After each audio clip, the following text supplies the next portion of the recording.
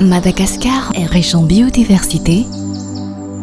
Cette biodiversité exceptionnelle apporte d'innombrables services et avantages, tant pour le pays que pour toute la planète.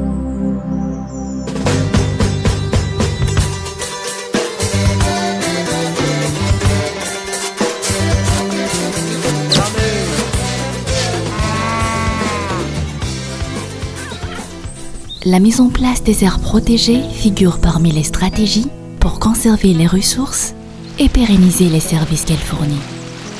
Néanmoins, malgré les bénéfices de la conservation sur le bien-être des communautés locales, la création des aires protégées peut entraîner divers impacts socio-négatifs de par les restrictions d'accès et d'utilisation.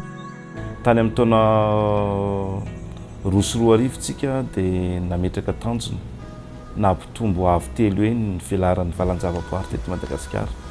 No amafisitsika izy io tamin'ny taona 2012 hoe ho ampitomboana avo telo eny ihany koa ny faritra rovana Andranomasina. Ny antony izany dia satria dia izy ireo ihany koa no loharano karena voajanahary izay ampiasaintsika.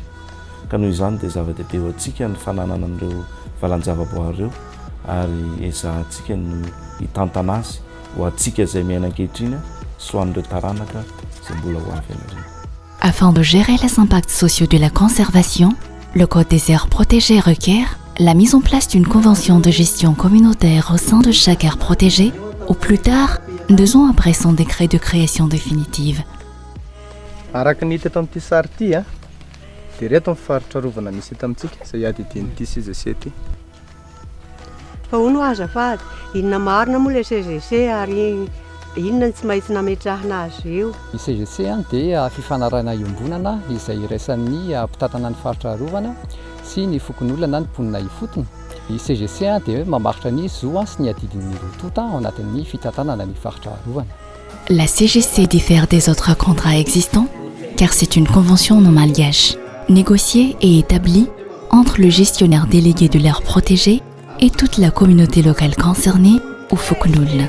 Pour chaque partie, elle renforce la jouissance de leurs droits, dont le droit à l'information et le droit à la prise des décisions, ainsi que le respect de leurs obligations, par exemple sur les activités de conservation, de sauvegarde sociale et de développement réalisées au sein de l'aire protégée.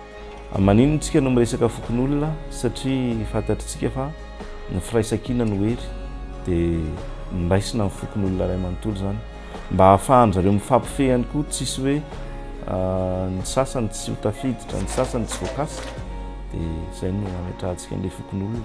Jusqu'à présent, les populations locales n'ont pas réellement été considérées comme des co-gestionnaires à part entière des aires protégées. Pourtant, l'existence et la gestion des aires protégées impactent leur quotidien, ce qui rend crucial et plus juste leur réelle participation dans les différentes prises de décision sur la gestion. Tamin'ny fametrahana ny faritra rovana dia nisy fitsoanan'ilay fokon'olona ty fotony dia nametraka hoe toerana atsy any tenenindreo zany atao faritra rovana. Tena mahaky fahasahiranana tokoa moa ny tatsaha fa ohatra misy zay satria ny zavatra fantatsy ny tatsaha dia vao mipetraka ilay barangy dia ho any amponja any ilay vao mandika an'io. Dia sahirana ny tsarakaraky ny tendrena azy satria na vato na hazo na tantely na ny firembesana rehetra saika na biby raha vahoaka taloha. Ilay fanerana onitra ilay taninay tafiditra ao anatin'ilay faritra rovana keto mbola tsisy fa le fanampiana an'ilay fokon'olona ty fotony efa misy ihany toy ny fizarana hoe akoho resaka masom-biby moa zany masom-boly fambolena fizarana tsaramaso betsaka ihany fandraisana anjara nataon'ny fokon'olona toy ny fanaovana ny aroafo ny fambolena hazo tao agnatin'ny ala io. Raha ny dinihana zany ny fifagnarahana anay teo dia tsy arakaraky ny tendren'ny vahoaka azy no zavatra miseho. Amin'ny ankapobeny zany dia iverin'ireo fa ohatrany hoe mpiasa izy manoloana ny fanjakana sy manoloana an'ireo atao hoe mpitantana na le gestionnaire zany satria ohatrany hoe bakiona foana izy na ohatrany hoe karamaina kely foana izy na mena zavatra kely foana izy io ao anatin'izay fa tsy tena mametraka an'izay atao hoe zony sy ny andraikin'izay. Il est important de mettre en place cet outil de gestion qui devrait commencer dès le processus de création de l'aire protégée et perdure durant la phase de gestion afin d'assurer un consentement au préalable des communautés locales.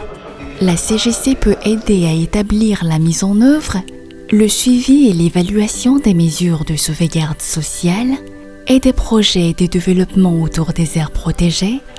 L'établissement de la CGC est également un outil permettant de prévenir et de pallier aux problèmes sociaux, comme elle inclut déjà divers mécanismes de gestion des conflits et de plaintes pour l'aire protégée. Zay zany matsapa eo anivon'ny impact Madagasikara fa ny fametrahana CGC na ny fisiany CGC amin'ny faritra rovana dia anisan'ny singa anankiray mampahomby ny fitantanana ny faritra rovana. Tena manamaivana ilay izy satria ao anatiny misy partage de tâche. Efa ela ny andrasana amin'izany. Ela amin'ny lafiny hoe matsiaro izay hoe misy banga be amin'ny fifandraisana amin'ny zareo ary izay koa matsiaro ako ny teneniko teo hoe misy andraikitra zareo izay koa manana andraikitra. Dia izaho zany tena mino hoe tena hanampy be dia be io CGC io satria hamaritra mazava ary arahana mamaritra hoe iza manao inona dia inona ny andraikitra iza ary miaraka manao an'ilay andraikitra dia ny tena ilaina moa zany ao anatin'ilay izy dia misy an'ilay suivi. Amiko aloha zany rehefa mipetraka izay zavatra atao hoe fifanarahana zay dia voalohany aloha zany dia atao hoe maivana ary tsy misy intsony ilay tena tsindry mahazo an'ireo atao hoe faritra rovana rehefa mipetraka izay atao hoe zo ho an'ny fokon'olona dia mipetraka koa ny andraikitra ho an'ireo fokon'olona ireo ary ao anatin'izay dia voaro ary azo lazana fa tena mahomby ilay fitantanana n'ilay atao hoe faritra rovana. Beaucoup d'efforts restent à faire pour établir et mettre en œuvre la CGC au sein des aires protégées de Madagascar. Une première étape d'information et de formation massive auprès de la population locale est requise, ainsi qu'un renforcement des capacités des deux parties pour être en mesure de négocier et d'établir la CGC au respect des lois en vigueur. Ny fametrahana ny CGC moa zany dia takiany lalàna misy dia misy tokoa ny tombontsoa azo sitrahana avy amin'ny fametrahana ny CGC.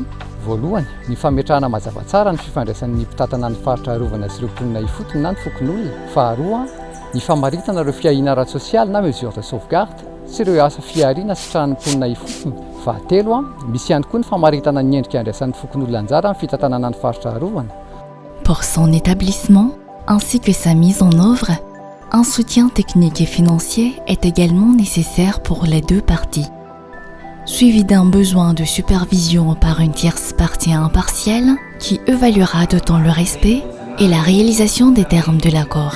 Ceci pour que la gestion de l'aire protégée soit équitable et que ses objectifs soient atteints, à savoir une conservation efficace des ressources naturelles et l'atteinte d'un développement durable. Lalana ray tsy maintsy andehanana izy io le fampandraisana andraikitra ny fokon'olona manodidina ny valan-javaboary raha iresaka fitantanana maharitsika. Fa inona ro hivelomanay raha tapitra reto renovazanahary reto? Fa ino ty mahaviriananao rabia? Mandinika fisian'ny CGC aho dia lasa sany ny fiatraikany. Fa ahoana resy lahatra amin'ny ilaivana ny CGC zany rabia?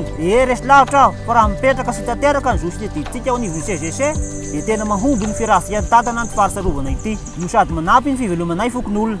Sady mandray anjara feno anie antsika fokon'olona indrindra eo amin'ny fanapahan-kevitra dia ilamina tsara ny fiarahantsika amin'ny tantany sa ahoana?